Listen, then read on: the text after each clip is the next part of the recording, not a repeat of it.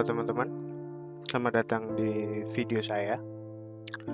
Perkenalkan, nama saya Bimo Rizky Sulistian. NIM saya 115400079. Saya berasal dari Universitas 17 Agustus 1945 dan fakultas saya adalah Fakultas Ilmu Sosial dan Ilmu Politik.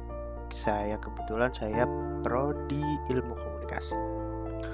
Jadi di sini saya mungkin akan menjelaskan sebuah kejadian yang pernah terjadi pada tanggal 17 Juni 2026 kemarin, yaitu adalah demo yang dilakukan oleh beberapa mahasiswa dari beberapa kampus yang ada di Surabaya, dari UNTAK atau Universitas 17 Agustus, UPN, terus UNER dan UNESA, dan banyak lagi yang lain.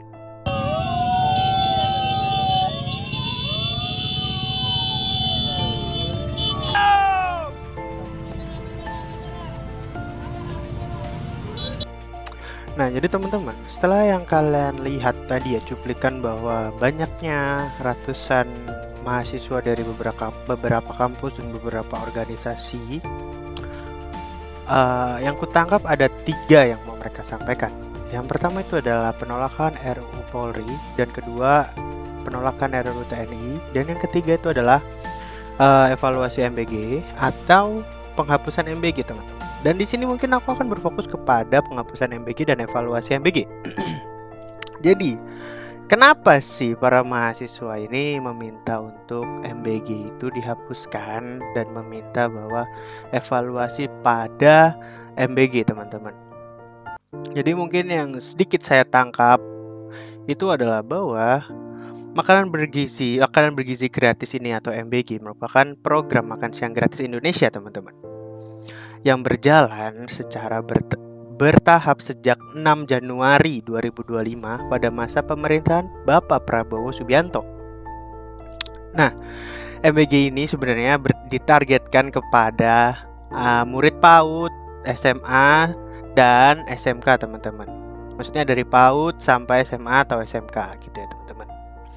Terus ibu hamil dan menyusui serta balita gitu.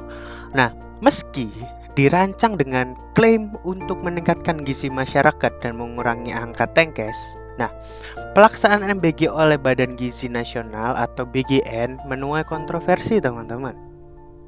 Kenapa menuai kontroversi? Terutama karena masalah keamanan pangan yang menyebabkan keracunan massal. Lebih dari 20.000 kasus keracunan MBG terjadi di seluruh Indonesia sepanjang 2025 kemarin.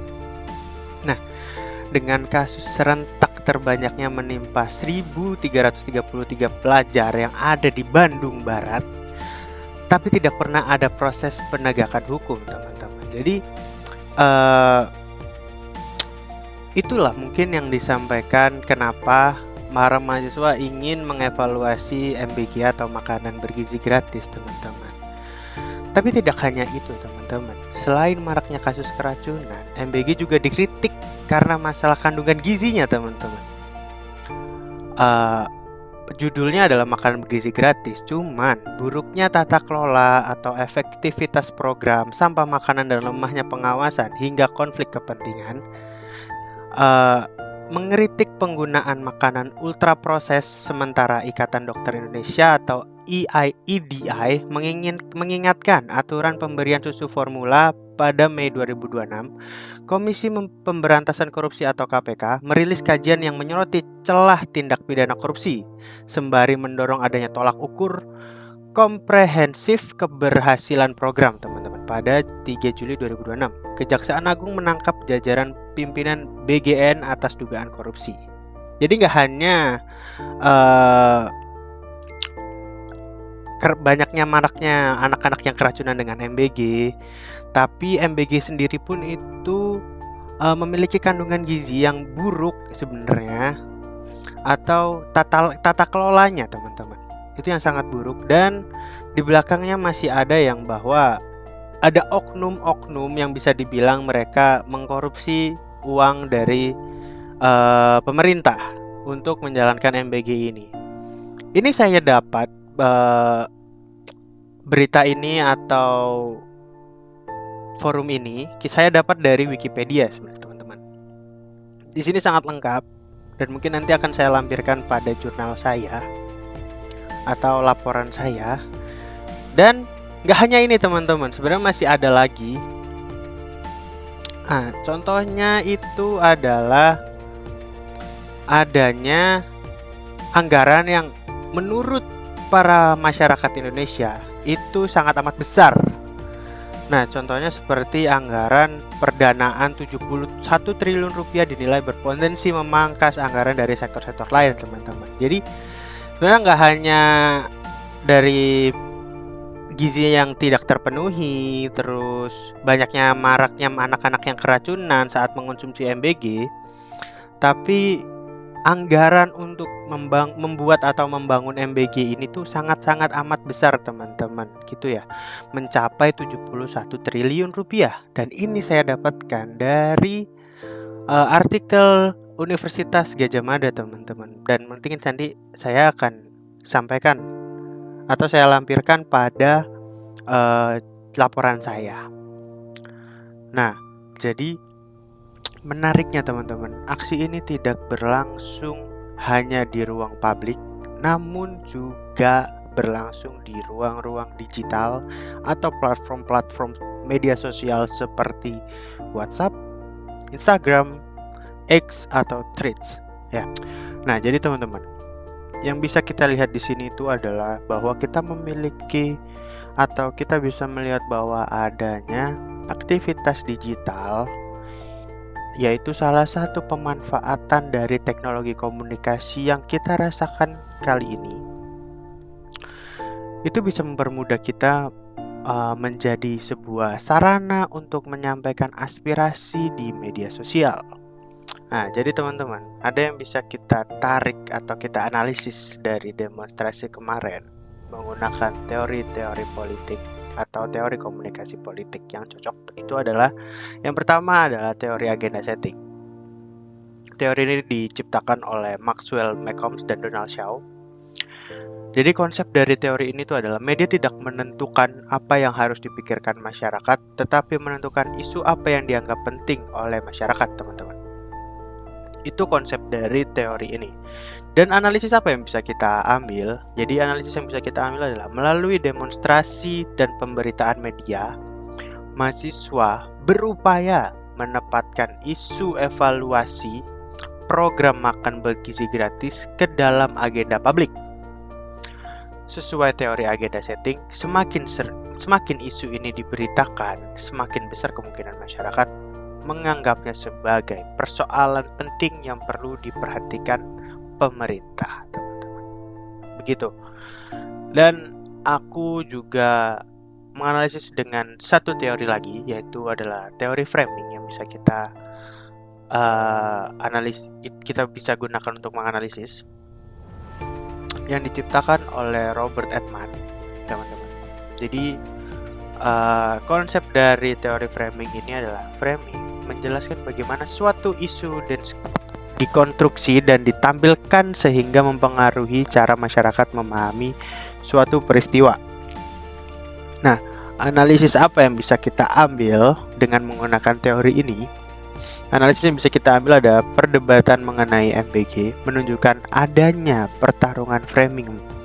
Mahasiswa menyoroti aspek efisiensi anggaran dan akuntabilitas, sementara pemerintah menekankan manfaat program bagi peningkatan kualitas gizi masyarakat. Nah, perbedaan ini teman-teman, perbedaan framing ini memengaruhi cara publik menilai program tersebut.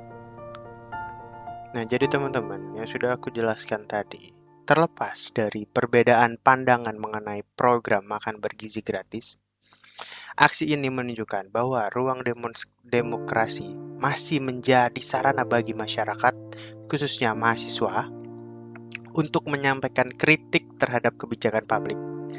Demonstrasi bukan hanya tentang penolakan, tetapi juga tentang tuntutan perbaikan. Mahasiswa berharap suara mereka dapat menjadi bahan pertimbangan dalam proses pengambilan keputusan pemerintah, teman-teman. Nah, jadi teman-teman, kesimpulan bisa kita tarik itu adalah 17 Juni 2026 kemarin menjadi sebuah catatan penting dalam perjalanan gerakan mahasiswa Indonesia dari depan Gedung Geraha di Surabaya. Mereka menyuarakan harapan akan kebijakan yang lebih transparan, tepat sasaran, dan berpihak kepada kepentingan rakyat, teman-teman. Dan ada satu hal lagi yang bisa mungkin saya ambil atau aku ambil. Jadi kita nggak hanya bisa menyuarakan atau berdemonstrasi di jalanan, kita bisa menyuarakan suara kita atau aspirasi kita kepada media sosial, media digital atau media massa, dan media lainnya, teman-teman. Dan itu bisa membuat kita memiliki sebuah tantangan lain, yaitu menghadapi sebuah penyebaran hoax yang sangat-sangat luas di media sosial, dan itu mungkin bisa mempengaruhi beberapa pandangan orang. Nah, terus kita harus berhati-hati juga ketika kita menyampaikan kritik atau menyampaikan saran pada saat kita menyampaikannya di media sosial. Kenapa? Karena jikalau kritik atau pesan atau sebuah komentar yang mungkin tidak benar atau asal-asalan mungkin kita ambil dari sebuah hoax yang kita baca dan kita sampaikan, dan kita mengkritik sebuah pemerintah, itu akan membuat kita menjadi terpecah belah, teman-teman. Jadi semoga semua yang saya sampaikan dan saya bicarakan bisa kalian mengerti dan kalian sadari bahwa semua yang kita alami hari ini tidak membuat negara atau sekelilingnya menjadi terpecah belah, teman-teman. Jadi mungkin itu saja yang bisa saya sampaikan. Tidak banyak yang bisa saya sampaikan. Saya Bimo Rizky Sulistian, pamit undur diri dulu, teman-teman. Terima kasih semuanya.